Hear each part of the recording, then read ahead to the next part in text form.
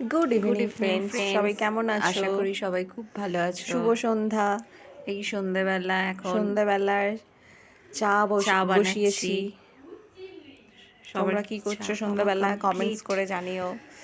আর তার এই সাথে রাতের রাতের রান্না খাবারের প্রিপারেশন নিচ্ছি। করলাম, আলুর আলুর দম দম আর আর বাসন্তী পোলাও রেডি করছি। তোমরা কে কি রাত্রিরে তোমাদের কি সবার প্রিপারেশন রাতের করছো? রান্না কমপ্লিট কমেন্টস হয়ে করে গেছে? জানিও। কমেন্টস করে জানাও।